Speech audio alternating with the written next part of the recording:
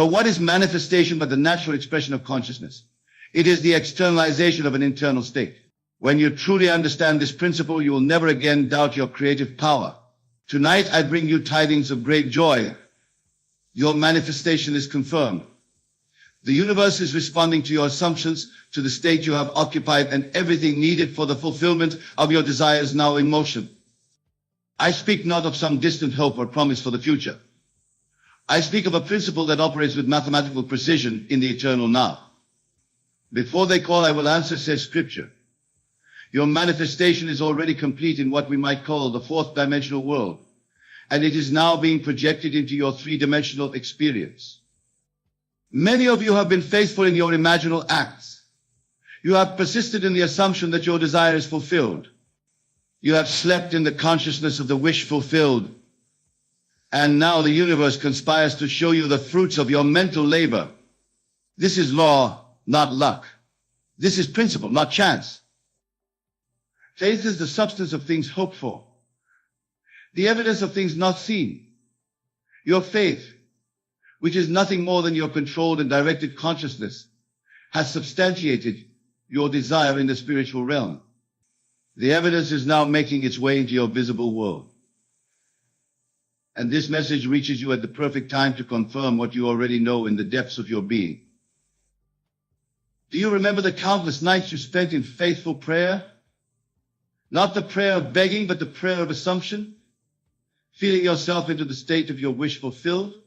Those moments were not in vain. They were creative acts, as tangible in their causative power as any physical action in this world. Consider this truth. Whatever you are conscious of being, you must and shall become. This is the true meaning of manifestation. It is not about attracting something foreign to yourself. It is about embodying in consciousness the very state that you desire to express. I am is the self-definition of the absolute. When you declare, I am wealthy, I am healthy, I am loved, you are defining yourself by these states, and the universe must respond accordingly. Many of you have asked for signs. You have looked to the outer world for confirmation of your inner work. And here it is. This message is your sign. The universe has sent you this precise communication to confirm that your manifestation is unfolding according to divine timing. Not a moment too soon, not a second too late. Let me share with you a principle that has transformed countless lives. When you assume the feeling of your wish fulfilled and persist in that assumption, despite all evidence to the contrary, you are exercising true faith. And this faith is not blind hope. It is the controlled direction of consciousness, the most powerful force in existence. The outer world may still show you conditions that contradict your desire.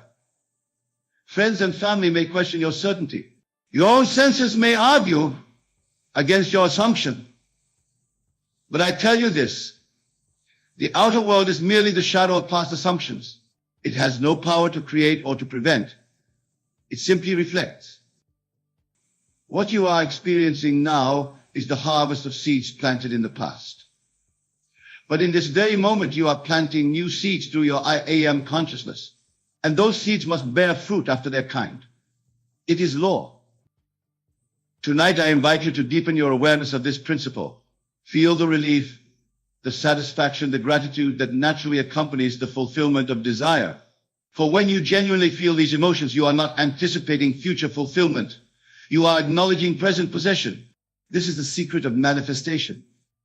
Some of you may ask, but Neville, if my desire is already fulfilled in the spiritual realm, why does it not immediately appear in my world? Remember the divine timing of all things. Between the impregnation of consciousness and the manifestation in the outer world, there is a period of gestation. The seed must develop according to its nature. During this period, you must maintain your faith. You must continue to live from the end, occupying the state of fulfillment in your imagination. For imagination is the very substance of reality, clothed in the appearance of the outer world.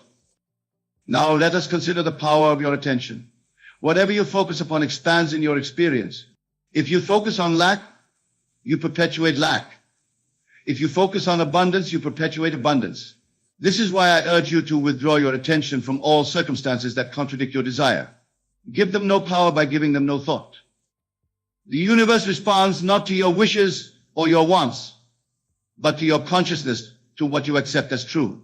When you truly accept in the depths of your being that your desire is fulfilled, all the powers of heaven and earth move to bring about its expression in your world. Many of you have struggled with this concept. You have tried to convince yourselves that you believe, while secretly harboring doubts. But true faith is not self-deception. It is the natural response to a spiritual fact clearly perceived. When you truly see in your imagination the reality of your fulfilled desire, doubt becomes impossible. Consider this when you sit in a chair. Do you doubt that it will support you? Of course not. You have complete faith in the chair because your experience has taught you to trust it. In the same way as you practice living from the end and witness the resulting manifestations, your faith in this principle becomes unshakable. Tonight I bring you confirmation. The universe has guided you to this message as evidence that your inner work is bearing fruit. Your manifestation is unfolding exactly as it should, in divine order and perfect timing. Remember the words of Scripture. All things whatsoever ye shall ask in prayer, believing ye shall receive. The key word here is believing, not hoping, not wishing, but knowing with unwavering certainty. And this certainty comes not from external evidence, but from the clarity of your vision in consciousness. Let me tell you a story from my own experience that illustrates this principle. Many years ago, I desired to travel to Barbados to visit my family. But I had no money for passage and no apparent means of obtaining it. Rather than dwelling on these limiting circumstances, I assumed the feeling of already being in Barbados, surrounded by my loved ones. Each night, as I fell asleep, I would imagine the unique sounds of my island home, feel the tropical breeze on my skin, and hear the voices of my family welcoming me. I persisted in this assumption, never wavering in my faith. Within a short time, through a series of events that no human could have orchestrated, I received an unexpected sum of money, exactly the amount needed for my passage. The outer circumstances rearranged themselves to conform to my inner assumption. This was not coincidence. It was law. I tell you this not to impress you, but to impress upon you the absolute certainty of this principle. What you persistently imagine and feel as true must and will externalize itself in your experience. There is no other way. Now, some of you may be thinking of your specific desires: a new home, a loving relationship, financial abundance, perfect health. Whatever your desire may be, the principle remains the same. You must assume the feeling of already being, having or doing that which you desire. You must live from the end. This requires a fundamental shift in consciousness. Instead of seeing yourself as moving toward your goal, see yourself as having already attained it. Instead of working to achieve your desire, work from the position of its fulfillment. This subtle distinction makes all the difference in the world. When you truly understand this, manifestation ceases to be a mystery and becomes a simple matter of aligning your consciousness with the reality you wish to experience. The universe is not responding to your actions, your words, or even your conscious thoughts. It is responding to your state of being, to what you accept as true in the depths of your soul. Let me address a question that arises in many minds. What about others? Can I manifest changes in another person's behavior? Remember this eternal truth. Everyone in your world is yourself pushed out. What you experience in others is a reflection of your own consciousness. You cannot change another through force of will or through external action. But when you change your conception of another, when you see them in your imagination as you wish them to be, they must conform to this new ideal. Not because you have power over them, but because there is only one consciousness diversified in seemingly separate beings. This is why forgiveness is so crucial to manifestation. When you truly forgive, you are releasing the old conception of a person or situation and creating space for a new expression. Forgiveness is not about condoning behavior. It is about freeing yourself from the bonds of past impressions. I urge you to practice radical forgiveness of others, of circumstances, and most importantly of yourself. For many of you carry the burden of self-condemnation, believing yourselves unworthy of your desires. But I tell you this, worthiness is not a prerequisite for manifestation. The sun shines on the just and the unjust alike. The law of consciousness responds to all, without judgment or discrimination. Your desires are not random. They are placed within you by the divine as a blueprint for your expansion and fulfillment. The very fact that you can conceive of a desire is evidence of your capacity to achieve it. For consciousness cannot desire something that it cannot express. Now let us turn our attention to the concept of divine timing. Many of you grow impatient when your manifestation does not appear according to your schedule. But remember, in the realm of spirit, there is no time as you know it. There is only the eternal now, in which all possibilities exist simultaneously. What appears as delay in the outer world is often divine timing in the spiritual realm.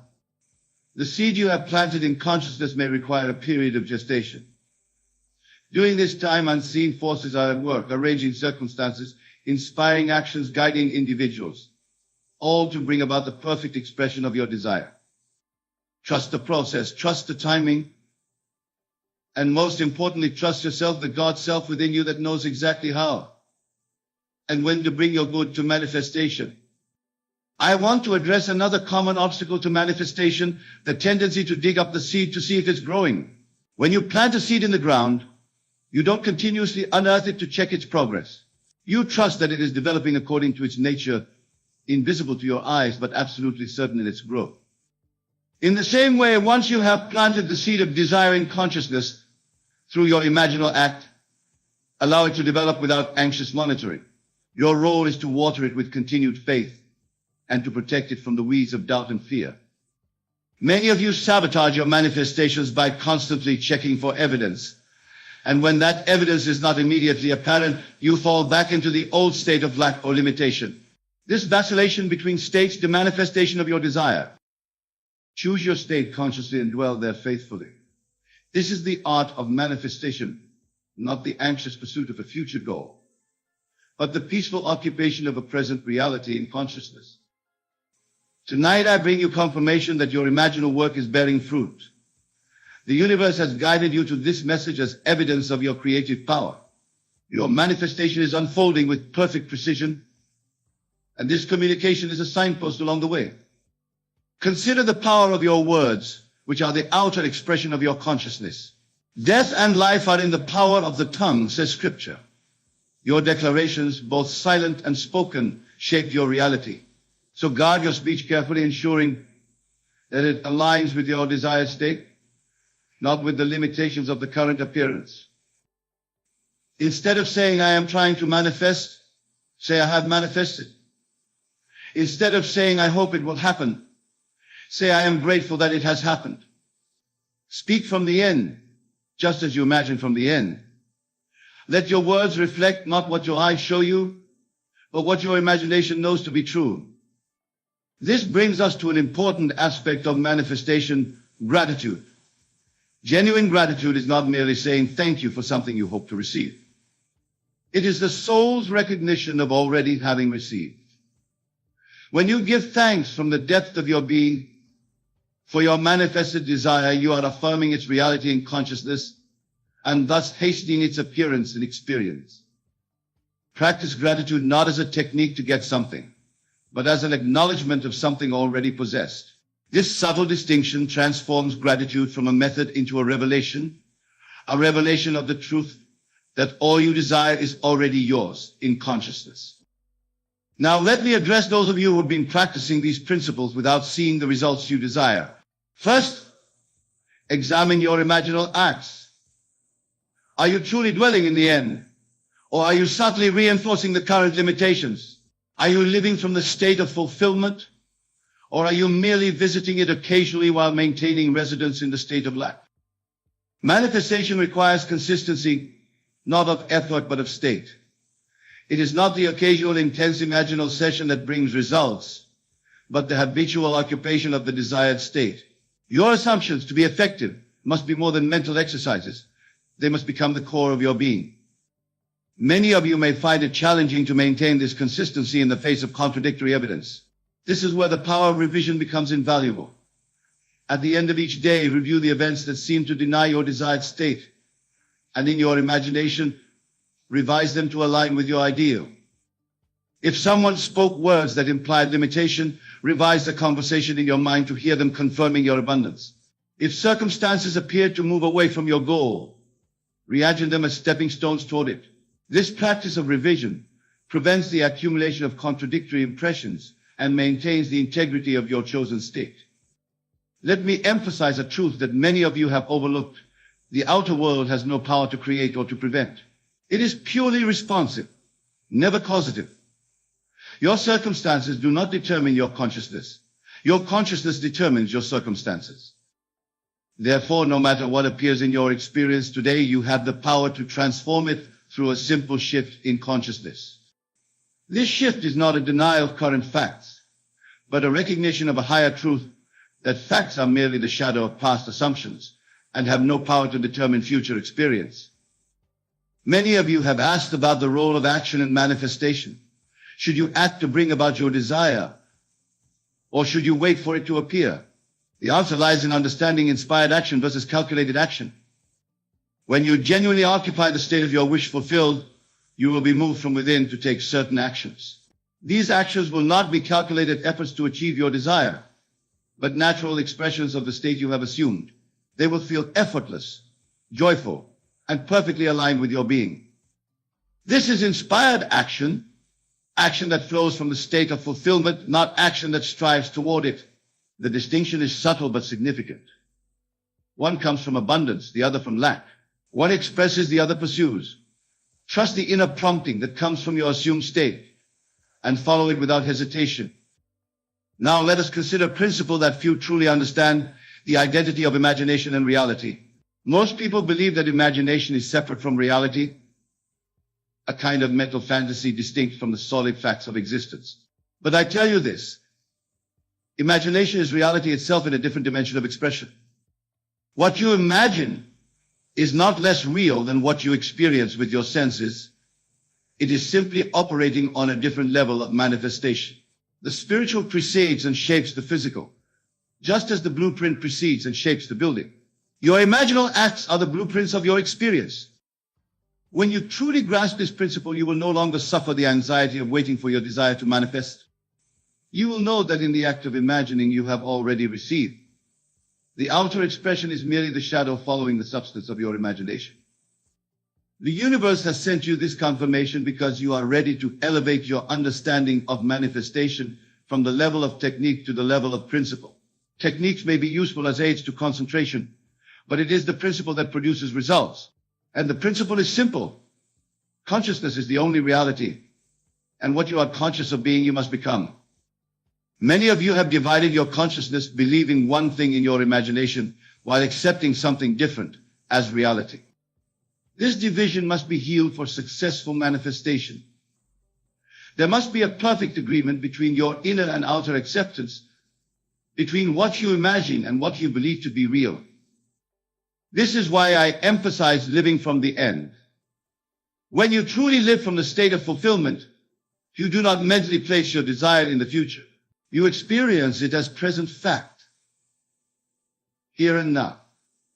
This present tense experience in imagination becomes the bridge of incidents leading to its physical expression. Consider this profound truth. The feeling is the secret, not the intellectual acceptance, not the verbal affirmation, but the feeling. When you can genuinely feel yourself into the state of your wish fulfilled, you have found the secret of manifestation. This feeling is more than emotion. It is the soul's recognition of a state as its own. It is the merging of your being with the desired state until there is no separation, no striving, no becoming, only being. Tonight, as the universe confirms your manifestation, I urge you to deepen this feeling. Let it permeate every aspect of your consciousness until you no longer remember what it was like to desire what you now possess in consciousness. Many of you wonder about the mechanics of manifestation. How exactly does the imaginal act translate into physical experience? While the complete answer transcends human understanding, we can comprehend this much: consciousness is the substance from which all reality is formed, and imagination is the tool that shapes this substance.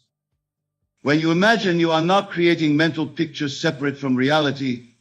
You are creating the very substance of experience in its initial form. This form then passes through various stages of manifestation until it appears as tangible reality. The time lag between the imaginal act and its physical expression is what you perceive as the process of manifestation. But in truth, there is no process, only the translation of a reality from one state of perception to another. The desire is fulfilled the moment you assume the feeling of its fulfillment in imagination. Its appearance in your outer world is merely the final stage of a journey already completed. Now let me address a question that troubles many sincere students of this principle. Why do some desires manifest quickly, while others seem to take forever? The answer lies not in the magnitude of the desire, but in your acceptance of its fulfillment. Some states you accept easily, without inner conflict or contradiction. These manifest quickly. Others you may consciously affirm, while subconsciously denying, creating a division in consciousness that delays manifestation. The key to swift manifestation is wholehearted acceptance, not just with your conscious mind, but with your entire being. When every aspect of your consciousness aligns with your desire, when there is no part of you that questions or doubts its fulfillment, manifestation becomes instantaneous. This is why I urge you to examine your beliefs. Not just your conscious beliefs, but the deeper assumptions that may be operating below the level of awareness. For these subconscious beliefs often exert more influence on your manifestations than your conscious affirmations. How do you uncover these hidden beliefs? By observing your manifestations. Your experience is the perfect mirror of your true beliefs. If your manifestations consistently fall short in a particular area, you can be certain that there is a limiting belief operating in that domain. Once identified, these beliefs can be transformed through the same principle that governs all manifestation, the conscious assumption of the opposite state. If you discover a belief in limitation, assume the feeling of abundance. If you uncover a belief in unworthiness, assume the feeling of deserving. This assumption persisted in will revise the subconscious programming and remove the block to manifestation. The universe has sent you this confirmation because you are ready to clear these hidden obstacles. You are prepared to align your entire being with your desire, creating the perfect conditions for manifestation. Let me now address the relationship between desire and detachment, which confuses many students of manifestation. You are told to desire fervently, yet detached from the outcome. How is this possible? The answer lies in understanding the true nature of detachment. Detachment is not indifference to your desire. It is not pretending not to care. It is the profound recognition that your desire is already fulfilled in consciousness, and therefore there is nothing to be anxious about, nothing to strive for, nothing to worry over. It is the peace that comes from knowing the end is secure.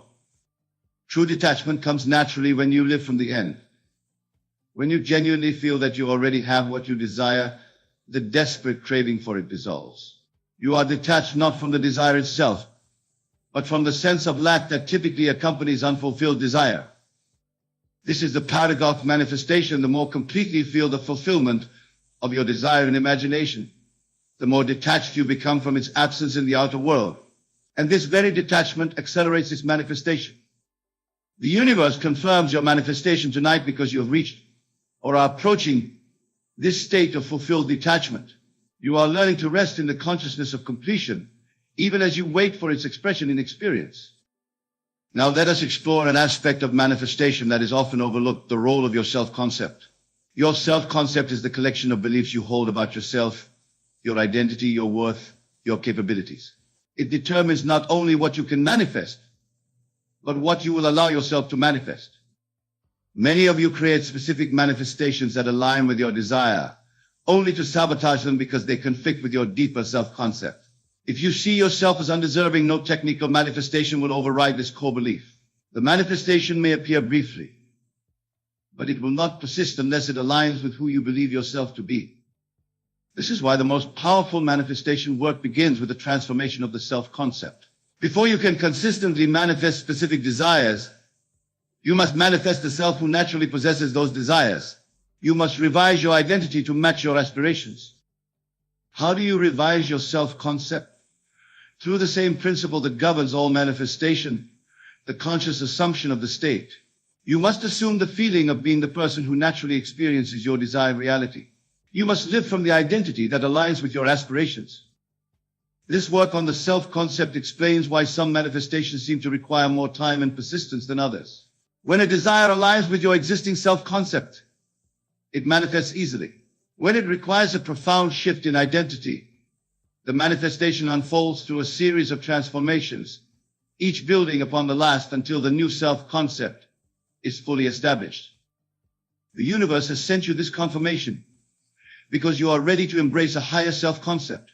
You are prepared to release the limitations of the past and to assume the identity that naturally attracts your desires.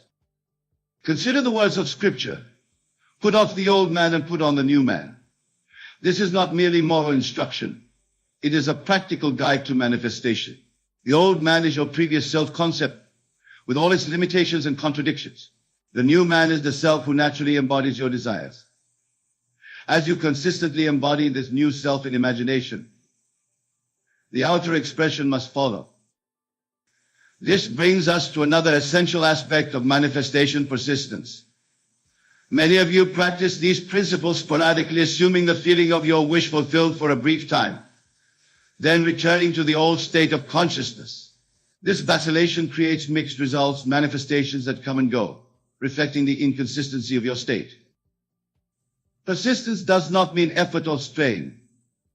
It means maintaining your chosen state, regardless of appearances, until it becomes your dwelling place. It means refusing to be moved by contradictory evidence, knowing that the outer must eventually conform to the inner. How long must you persist? Until your assumption hardens into fact. For some desires, this may occur quickly. For others, especially those that require significant revision of your self-concept, it may require more time. But the principle is certain. What you persistently assume must externalize itself in your experience. The universe confirms your manifestation because it recognizes your growing capacity for persistence. You are learning to maintain your chosen state with increasing faithfulness, creating the perfect conditions for manifestation. Now, let me address a question that arises for many sincere students. What about the desires of others? What if my manifestation conflicts with someone else's? This question reveals a fundamental misunderstanding of the nature of consciousness and reality. In truth, there is only one consciousness, appearing as many. Your manifestation cannot conflict with another's because, at the deepest level, there is no other. What appears as conflict is merely the outworking of different states of consciousness within the one mind. When you truly understand this principle, you realize that manifestation is not about imposing your will upon a separate reality. It is about aligning your individual expression of consciousness with the universal harmony. When your desire arises from this alignment, it naturally benefits all, and no conflict is possible. This is why I emphasize that true desire comes from the depths of your being, not from the superficial ego. The desires that are placed within you by the divine are always in harmony with the good of all, because they arise from the one consciousness that embraces all. The universe confirms your manifestation because it recognizes the purity of your desire. As you move beyond ego-based wanting to soul-inspired desiring, your manifestations increasingly express the divine harmony that benefits all. Let me now address the role of surrender in manifestation, which seems paradoxical to many. You are told to assume control of your reality through conscious imagination, yet also to surrender to the divine will. How can you do both? The answer lies in understanding the true nature of surrender. Surrender is not the abdication of your creative power. It is not passive acceptance of whatever comes. It is the recognition that your individual consciousness is one with the divine consciousness, and that your true desires arise from this oneness. When you surrender in the context of manifestation, you are releasing your attachment to the how and the when, while maintaining absolute faith in the what. You are acknowledging that the wisdom of the universe may bring about your manifestation in ways that transcend your limit conception. This surrender actually accelerates manifestation because it removes the tension and anxiety that often block the natural expression of your desire. It creates space for infinite intelligence to arrange the perfect conditions for your good to appear. The universe confirms your manifestation because it recognizes your growing capacity for this higher form of surrender, not the surrender of powerlessness, but the surrender of trust and faith. As we approach the conclusion of this message, I want to emphasize truth that will transform your understanding of manifestation. Your outer world is not random or accidental. It is not determined by forces beyond your control. It is the precise externalization of your consciousness, reflecting with perfect accuracy the states you have occupied and the assumptions you have embodied. This means that nothing in your experience is exempt from the law of consciousness. Nothing is outside your sphere of influence. Everything, from your intimate relationships to your financial circumstances, from your physical health to your spiritual understanding, is subject to transformation through the conscious direction of your emanation. When you truly comprehend this principle, you cease to be a victim of circumstances and become the conscious creator of your reality. You no longer react to conditions, you generate them. You no longer wait for change. You initiate it through the deliberate revision of your assumptions. The universe confirms your manifestation because it recognizes your readiness to accept this level of responsibility for your experience. You are prepared to acknowledge that your life is the perfect reflection of your consciousness, and to use this knowledge not for self-condemnation, but for creative transformation. Tonight I invite you to accept this confirmation from the universe. Embrace the truth that your manifestation is unfolding with perfect precision, guided by the wisdom of your divine self. Trust the process even when the outer evidence suggests delay or failure. Know that the seed you have planted in consciousness must bear fruit after its kind. And remember this eternal principle. The feeling is the secret, not the intellectual understanding, not the verbal affirmation, but the feeling of already being what you desire to be, of already having what you desire to have, of already experiencing what you desire to experience. As you integrate this principle into your being, as you make it the foundation of your daily practice, you will witness the miraculous unfoldment of your desires in ways that transcend your expectations. For the wisdom that guides manifestation exceeds human understanding, arranging circumstances and inspiring actions with a precision that no human mind could conceive. The universe has sent you this confirmation because you stand at the threshold of a new understanding, a deeper application of the principle of conscious creation. You are ready to move beyond technique to embodiment, beyond periodic practice to consistent assumption. Go forth in the certainty that your manifestation is confirmed. Live from the state of fulfillment, regardless of appearances. Maintain your faith, not as effort, but as the natural response to a truth clearly perceived. And watch as the outer world reshapes itself to match the inner reality you have established in consciousness. For this is the promise and the principle: what you are conscious of being, you must and shall become. It is law, not luck. It is principle, not chance. And it operates with mathematical precision in the life of everyone who applies it with understanding and faith. The universe confirms your manifestation. Accept this confirmation not as future promise, but as present fact. For in the reality of consciousness, where all manifestation begins, your desire is already fulfilled. Its appearance in time and space is merely the final stage of a journey already completed in the eternal now. I implore you to set aside any preconceived notions you may have about demons or the supernatural. For in this context, we speak not of mythical creatures with horns and tails, but of the very real manifestations of negative energy and limiting beliefs that can take root in the minds of those closest to us and indeed within ourselves. As we embark on this journey of understanding, remember that everything in your world is a reflection of your own consciousness. The people you encounter, the relationships you form, and the experiences you have are all projections of your inner state. Therefore, when we speak of spotting demons, we are truly discussing the process of recognizing and transmuting the shadows within our own psyche. Let us begin by understanding that every person in your life is you pushed out. Your friends, your family members, even those you may perceive as enemies, they are all expressions of your own consciousness. When you see a demon in another, you are witnessing a part of yourself that you have not yet fully acknowledged or integrated.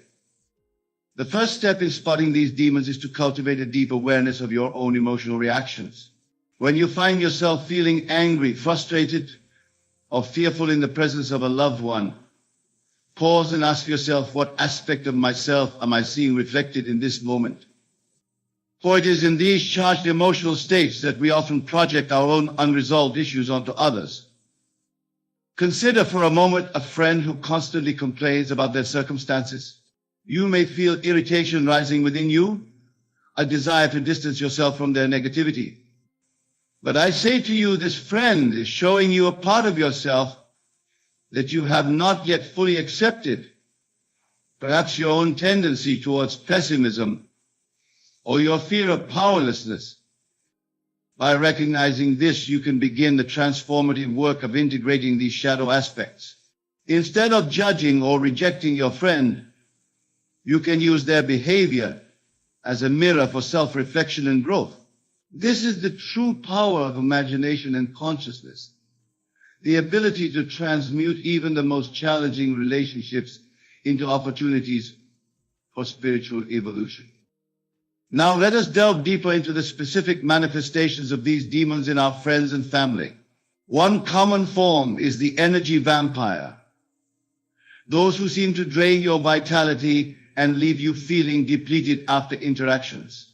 This demon often manifests as constant neediness, excessive complaining, or an insatiable desire for attention. But remember, my dear listeners, that this energy vampire is not separate from you. It is a reflection of your own unmet needs, your own fears of inadequacy or abandonment. By recognizing this, you can begin to fill yourself with the divine love and abundance that is your true nature.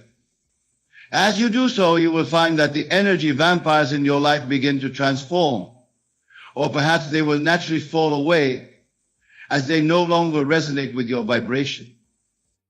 Another demon you may encounter is the manipulator, those who seek to control through guilt, shame, or subtle coercion. This can be particularly painful when manifested in close family members. But again, I urge you to look within. Where in your life have you given away your power? In what ways have you manipulated others or allowed yourself to be manipulated? By confronting these questions with honesty and compassion, you begin to reclaim your divine authority. You recognize that no one can make you feel or do anything without your consent. This realization is profoundly liberating, for it places the power of change squarely in your hands. As you continue to observe the people in your life, you may notice the demon of jealousy or competition. This often appears as constant comparisons, backhanded compliments, or attempts to undermine your success. But my friends, competition is an illusion born from the belief in lack. In truth, there is no shortage of abundance in this infinite universe. When you encounter jealousy in others, use it as an opportunity to affirm your own worthiness and the limitless nature of creation. Know that your success does not diminish anyone else's potential for greatness. By holding this truth in your consciousness, you will begin to see the jealousy in others dissolve, replaced by genuine celebration and mutual support. Now let us address a particularly insidious demon, the doubter. This is the voice that questions your dreams, that tells you to be realistic, that seeks to keep you small and safe. When you hear these words from friends or family, recognize that they are echoing your own inner doubts and fears. But I say to you with absolute conviction that you are a divine being with infinite potential. Your imagination is the very workshop of creation, and within it lies the power to manifest any reality you desire. When faced with a doubter, whether external or internal, affirm your true nature as a creative force in this universe. Visualize yourself already in possession of your desire. Feel the joy, the gratitude, the absolute knowing that it is yours. As you persist in this state, you will find that the doubters in your life begin to shift. They may become supporters, or they may simply fade from your experience as you align with a new vibration of possibility. Another demon you may encounter is the victim, those who constantly portray themselves as powerless in the face of circumstances. They may speak of bad luck, unfair treatment, or a world conspiring against them. But remember, there are no victims in this universe, only creators who have forgotten their true power. When you witness the victim mentality in others, use it as an opportunity to affirm your own creatorship. Know that you are the author of your life story, and you have the power to rewrite any aspect that no longer serves you. By holding this truth, you offer those around you a new possibility, the chance to step into their own divine power and take responsibility for their creation. As we continue our exploration, let us consider the demon of addiction. This may manifest as substance abuse, but it can also appear as addiction to drama, to negative thinking, or to self-sabotaging behaviors. When you see these patterns in friends or family, look within to see where you may be addicted to limiting beliefs or self-destructive habits. The antidote to addiction is not willpower or struggle, but rather a shift in consciousness. As you fill yourself with the awareness of your true divine nature, you naturally lose the desire for lesser substitutes. By embodying this truth, you become a living example of freedom and wholeness for those around you. Now, my dear listeners, I want to address a crucial point. As you become more adept at spotting these demons in others, it is imperative that you do not fall into the trap of judgment or condemnation. Remember, everyone is on their own journey of awakening, and what you perceive as negative behavior is often a cry for love and understanding. Instead of rejecting or trying to change others, focus on changing your own consciousness. As you elevate your vibration through persistent imagination and unwavering faith, you will naturally attract experiences and relationships that match your new state of being. Those who are ready will be uplifted by your example, and those who are not will naturally fall away. Let us now discuss the demon of perfectionism, a particularly subtle and destructive force that can manifest in ourselves and those around us. This demon often appears as relentless self-criticism, impossibly high standards, and a fear of failure that paralyzes action. When you encounter this in friends or family, recognize it as a reflection of your own inner drive for excellence taken to an extreme. The truth is, my friends, that you are already perfect in your divine essence. Your worth is not determined by your achievements or the opinions of others, but by the simple fact of your existence as a unique expression of the infinite. By embracing this truth and extending compassion to yourself and others, you dissolve the grip of perfectionism and open the door to joyful, inspired action. Another demon you may encounter is the gossip, those who derive pleasure from speaking ill of others or spreading negative information. This behavior often stems from a deep-seated insecurity and a desire to feel superior. When you find yourself in the presence of gossip, whether as a participant or a listener, pause and ask yourself, what part of me is seeking validation through it? By recognizing this impulse within yourself, you can choose to redirect that energy towards uplifting and empowering conversations. As you make this shift in your own consciousness, you will find that the gossipers in your life either transform their behavior or naturally fade from your experience. Now let us address the demon of codependency, a pattern of excessive emotional or psychological reliance on others. This often manifests as a blurring of personal boundaries, a loss of individual identity, or a compulsive need to rescue or fix others. When you observe these tendencies in your relationships, look within to see where you may be seeking external validation or avoiding responsibility for your own happiness. The remedy for codependency is the realization of your completeness as a divine being. You are whole and perfect, lacking nothing.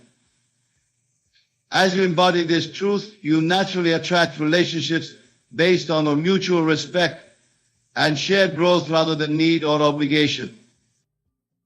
Another demon to be aware of is the chronic complainer, those who seem to find fault in every situation and rarely express gratitude or contentment.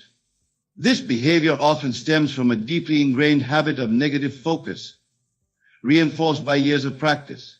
When you encounter chronic complainers, use it as an opportunity to examine your own thought patterns and the stories you tell about your life. Remember, my dear friends, that your experience of reality is shaped by what you choose to focus on. By consciously directing your attention towards the good, the beautiful, and the possible, you reshape your world from the inside out. As you cultivate an attitude of gratitude and possibility, you will find that the complainers in your life either shift their perspective or naturally drift away. Let us now explore the demon of rigidity, those who cling desperately to their beliefs and resist any form of change or new ideas. This demon often manifests as dogmatism, closed-mindedness, or a fear of the unknown. When you encounter this in others, look within to see where you may be holding on to outdated beliefs or resisting your own growth. The antidote to rigidity is the cultivation of mental flexibility and a willingness to embrace the unknown. Remember that your beliefs are not who you are. They are simply tools for navigating reality. By holding your beliefs lightly and remaining open to new possibilities, you create space for continuous growth and expansion.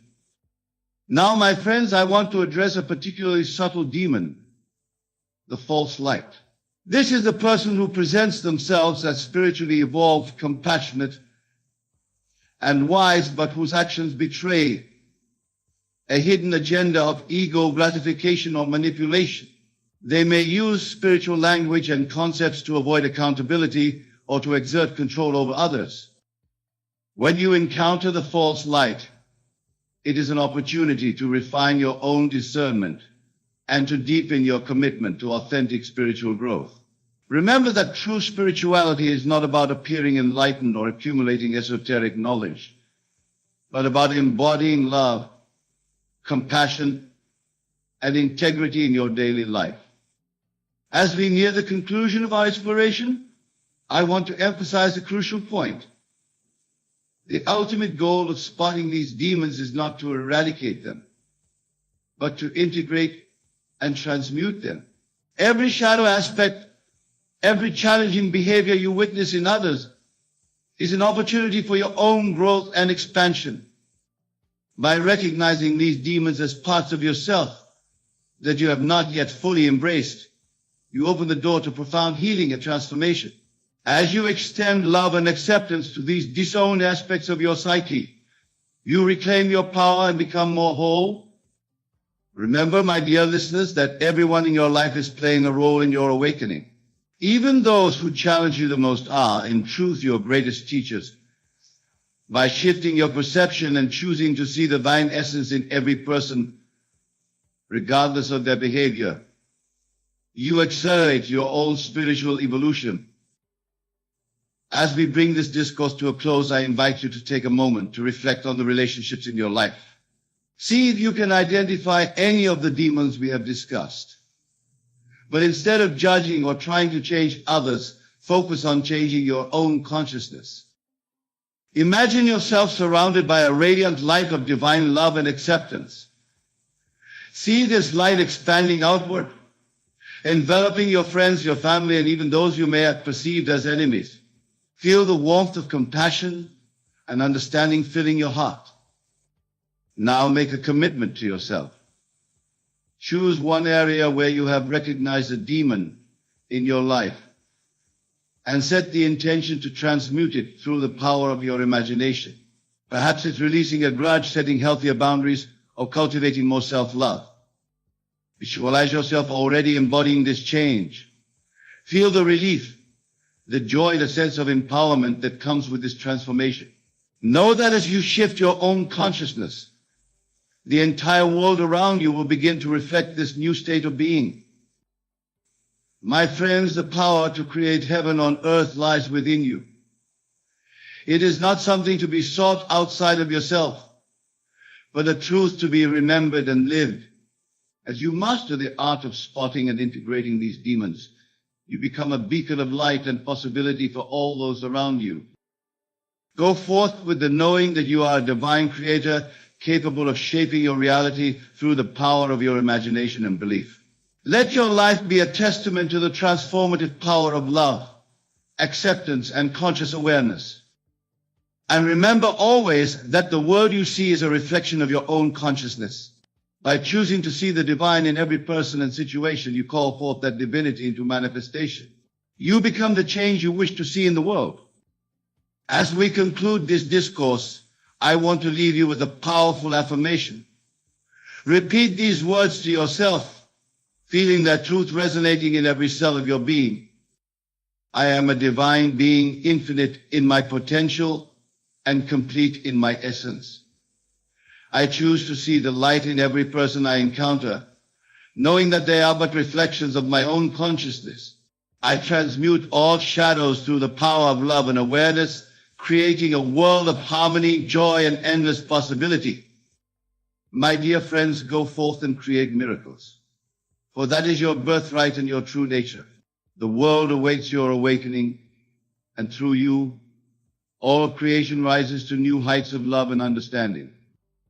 Remember, the journey of spotting and integrating these demons is not a burden, but a sacred opportunity for growth and expansion. Embrace it with joy and gratitude, knowing that each challenge you face is but a stepping stone to greater awareness and freedom. As you move through your days, practice the art of conscious observation. Watch your thoughts, your emotions, and your reactions to others. In each moment of awareness, you have the power to choose anew, to respond with love rather than fear, to see the divine rather than the demon. And when you inevitably encounter moments of struggle or doubt, return to the sanctuary of your imagination. Close your eyes, take a deep breath, and reconnect with the truth of your being.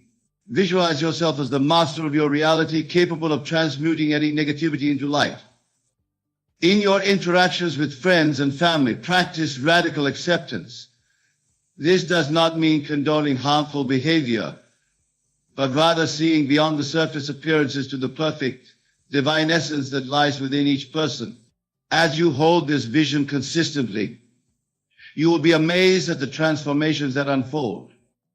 Remember that your words have creative power. Speak of others as you would have them be, not as they may appear in moments of struggle.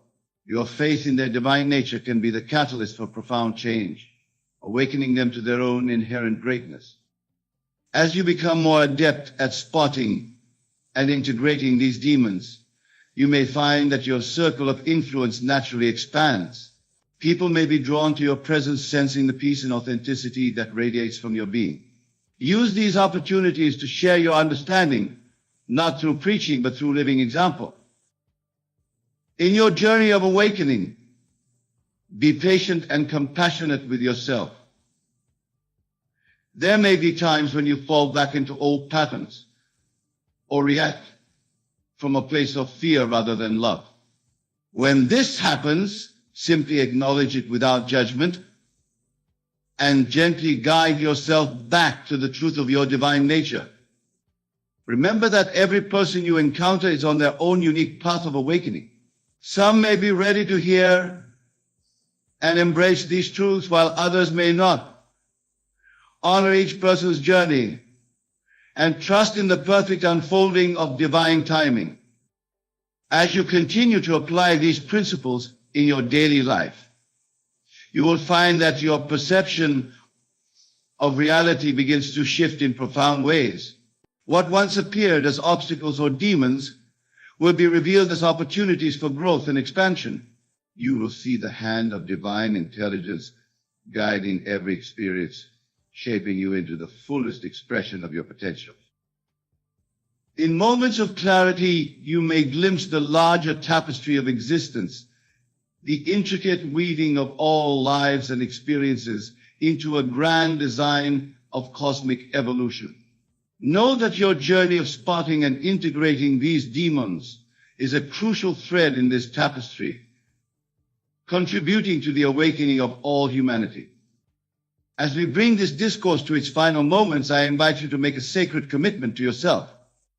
Declare your intention to remain vigilant in your spiritual practice, to choose love over fear in each moment, and to see the divine in every face you encounter. Visualize yourself as a beacon of light, your very presence transforming the world around you. See the ripples of your awakened consciousness extending outward, touching lives in ways you may never fully comprehend.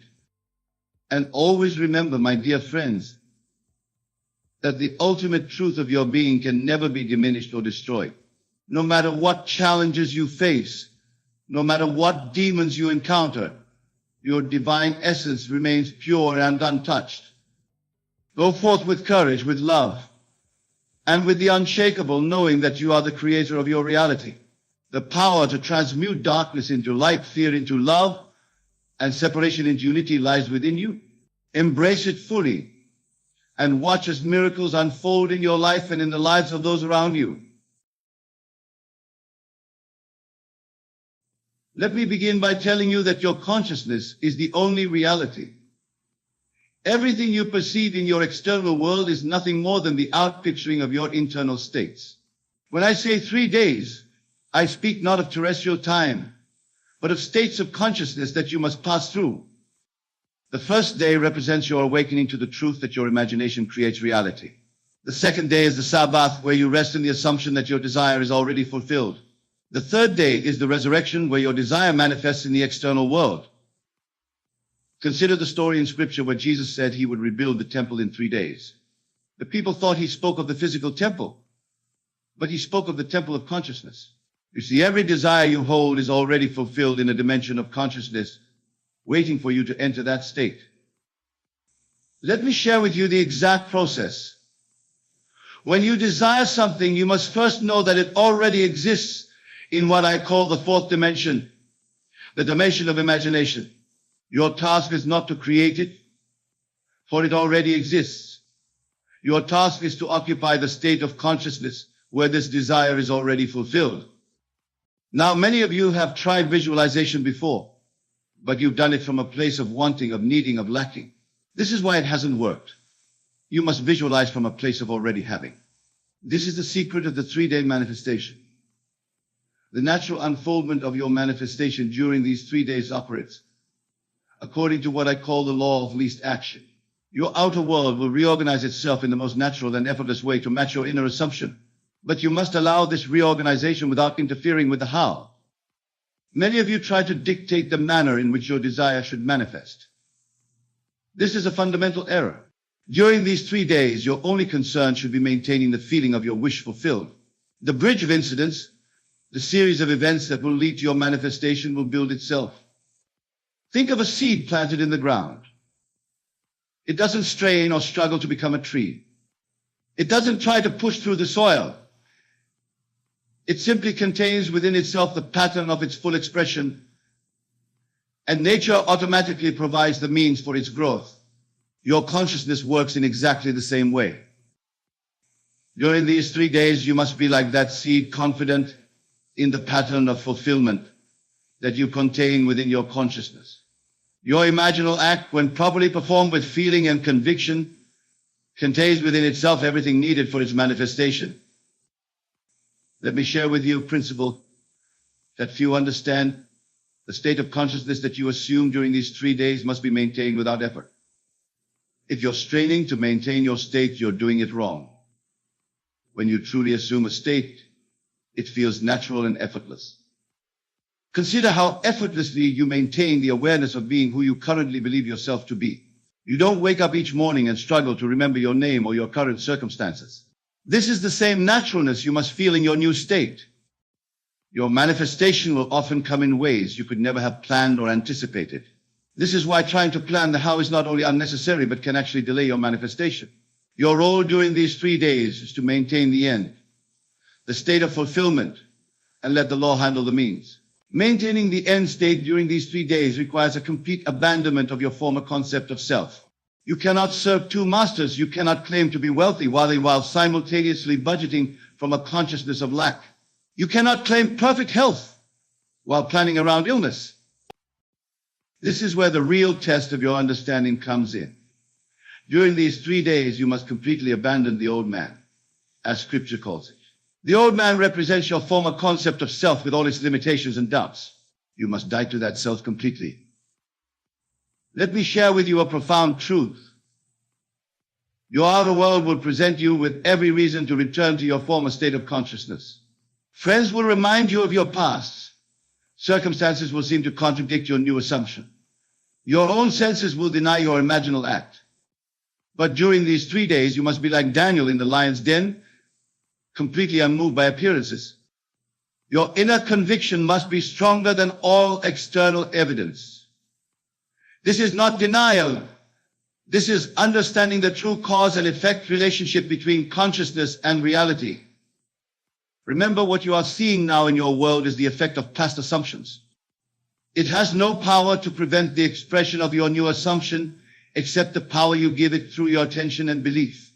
During these 3 days, you must give your attention solely to your new state.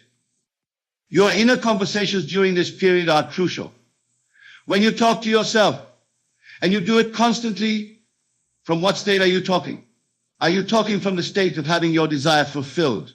Or are you talking from the state of wanting, hoping, trying to get? Every inner conversation must be from the consciousness of already being what you want to be. If you catch yourself in an inner conversation that contradicts your desired state, stop immediately and revise it. Your inner talking reveals your true state of consciousness. These inner conversations during the 3 days are the threads that weave the fabric of your reality. When you talk to yourself from the state of fulfillment, when your inner dialogue consistently supports your new state, you are literally birthing your new reality into existence. Let me give you a specific technique for monitoring your inner conversations during these 3 days. Imagine you have a faithful friend who follows you everywhere, listening to every word you say to yourself. Would this friend be convinced of your new state by your inner dialogue? Would they hear the conversations of someone who has what you desire, or someone who is still seeking it? You see, your subconscious mind is that faithful friend recording every inner conversation, every assumption, every feeling state. During these 3 days, you must feed it only the conversations that support your new state. If you desire wealth, your inner conversations must be those of a wealthy person. If you desire health, your inner dialogue must be from the state of perfect health. Consider the words of Scripture. Let the weak say, I'm strong. This is not about affirmations. It's about a complete transformation of your inner talking. During these 3 days, you must not only say you are what you desire to be, you must think from that state in your most private moments. Here's a crucial point that many miss. Your inner conversations must feel natural. If you're assuming wealth, don't have inner conversations about spending millions if that feels unnatural to you. Instead, have natural conversations that imply financial freedom. Perhaps you're telling a friend how wonderful it feels to be debt-free, or how satisfying it is to be able to help others financially. During these 3 days, watch your reactions when you're alone. When you read the news, when you see others' success, when you face challenges, what is your inner conversation? Your reactions reveal your true state of consciousness.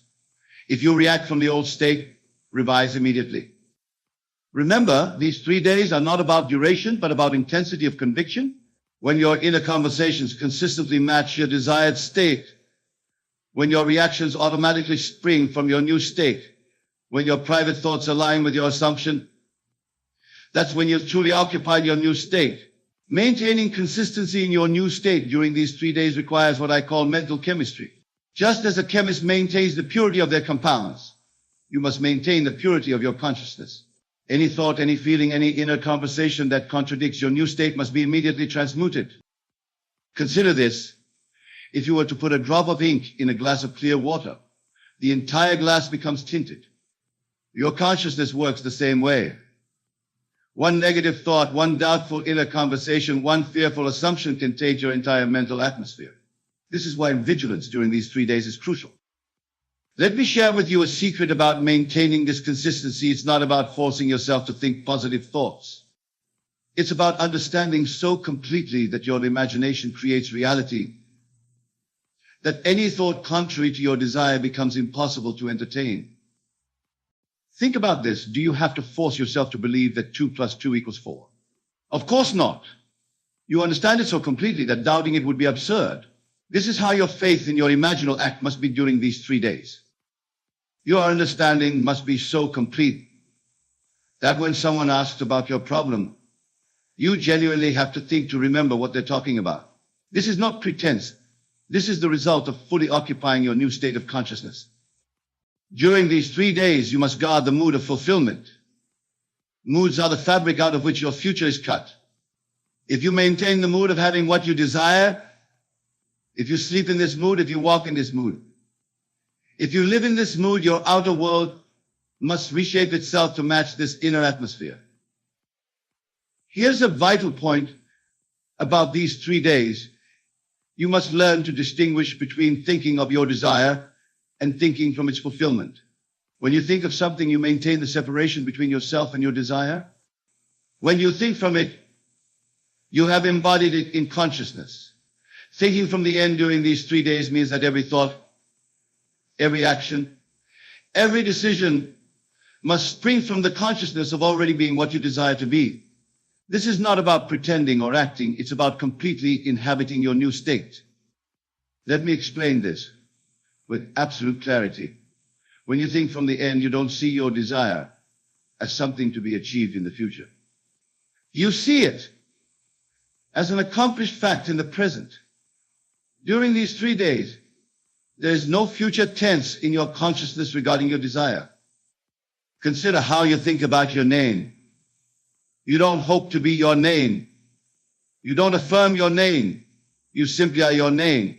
This is how natural your desired state must feel during these 3 days. You don't hope to be wealthy. You think, feel, and act from the consciousness of wealth. You don't anticipate perfect health. You think, feel, and act from the consciousness of perfect health. Here's a profound secret about these 3 days. They exist outside of time. In your imagination, where all creation takes place, there is no time. When you enter your imaginal scene, you enter a dimension where time does not exist. This is why your desire can manifest instantly when your consciousness is fully convinced. During these 3 days, you must learn to live in the end. Every morning when you wake, your first thoughts must be from the end. Every night when you sleep, your last thoughts must be from the end. Every moment in between must be lived from the consciousness of your wish fulfilled. Let me share with you a technique I call living backward. Instead of seeing your desire as something to move toward, see it as something from which you are living. Just as you remember your past, remember your desire as something that has already happened. Feel the satisfaction, the completion, the naturalness of it being done. Your entire mental activity during these 3 days must be subordinated to your new assumption. Every thought that doesn't contribute to the naturalness of your new state must be dismissed, not by force, but by your understanding that it has no power except the power you give it. The mental discipline required during these 3 days is not about forcing yourself to think certain thoughts. It's about understanding the laws so completely that disciplined thinking becomes natural. When you truly grasp that consciousness is the only reality, controlling your thoughts becomes as natural as controlling your steps when you walk. Let me share with you what I call the mental diet for these 3 days. Just as you wouldn't eat food that you know would poison your body, you must not consume thoughts that would poison your assumption. Every mental meal, every inner conversation, every imaginative act must nourish your new state of consciousness. During these 3 days, you must be aware that your 5 senses are giving you reports based on your past assumptions. They will try to tell you that your new state is not true. This is where most people falter. They trust their senses more than their imagination. But remember, your senses can only show you what has been. Your imagination shows you what can be. Here's a crucial point about these 3 days. You must learn to distinguish between the voice of your old state and the voice of your new state. The old state will speak to you of limitations, of past failures, of reasons why your desire cannot be fulfilled. The new state speaks with quiet confidence, with the calm assurance of present possession. Consider how a wealthy person thinks about money. They don't constantly think about money, they simply know it's there. This is how you must be during these 3 days. Don't constantly think about your desire. Live from the quiet assumption that it is already yours. Your mental discipline must extend to your emotional reactions. During these 3 days, you must react to every situation from your new state of consciousness. If something happens that would normally upset you, you must react from the consciousness of your wish fulfilled. This is not suppressing emotions, it's choosing which state of consciousness will generate your emotions. Let me share with you a powerful technique for maintaining this discipline. Throughout these 3 days, ask yourself this question. If my desire were already fulfilled, how would I react to this situation? Then react that way. Not as an act, but as a natural expression of your new state. Emotional mastery during these 3 days is crucial because your emotional reactions reveal your true state of consciousness. It's not what you say or do that matters most. It's how you feel. Your feelings are the secret speaking voice of your assumptions. Here's a profound truth about emotional mastery. You don't need to create new emotions. You need to occupy the state produces the emotions you desire. During these 3 days, if you're truly living in the state of your wish fulfilled, the appropriate emotions will flow naturally. Consider this. When you've actually achieved something, you don't need to generate feelings of achievement. The feeling comes naturally from the state of having achieved. This is how your emotions should be during these 3 days.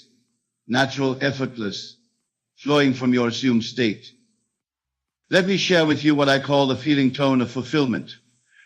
Every state has its own feeling tone, its own emotional frequency.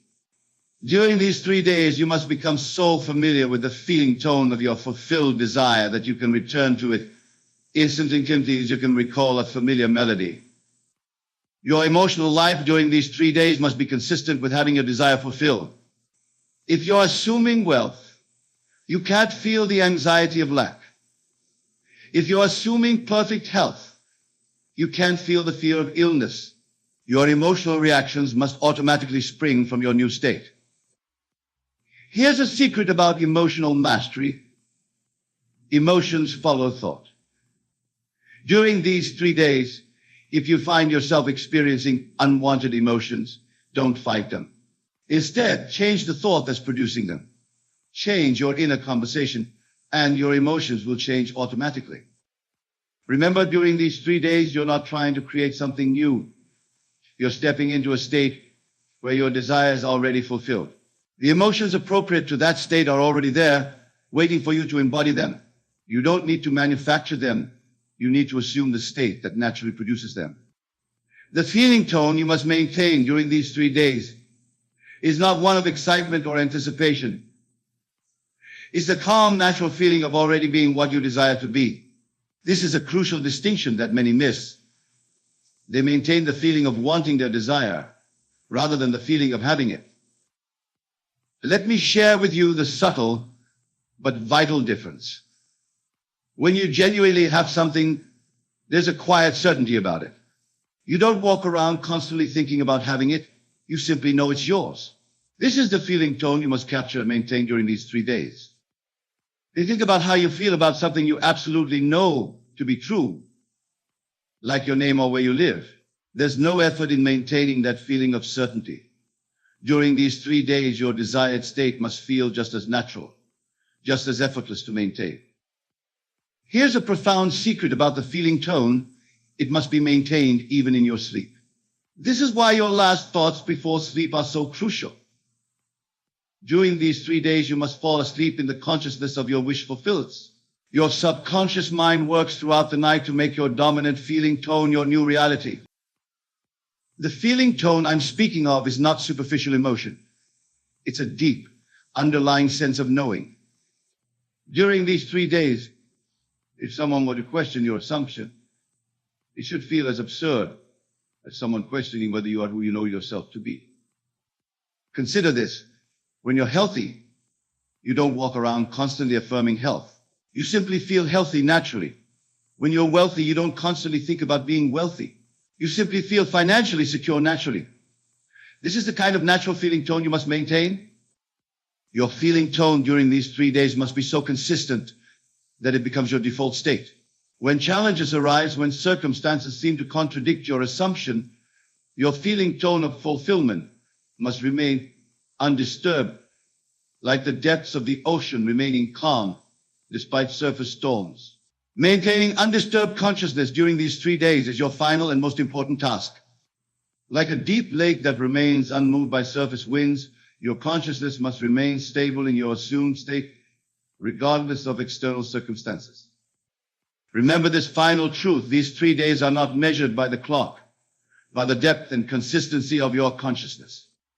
When you can maintain your new state without effort, when your feeling tone remains undisturbed by external events, when your inner conversations naturally flow from your fulfilled desire, then you have truly completed your 3 days.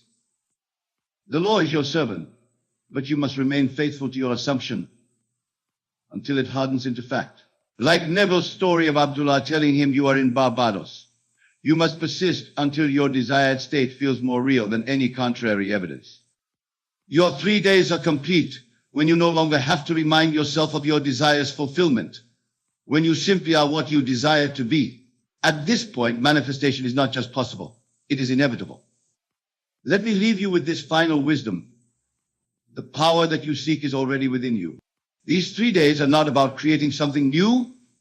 They are about awakening to what already is. Your desire is already fulfilled in consciousness.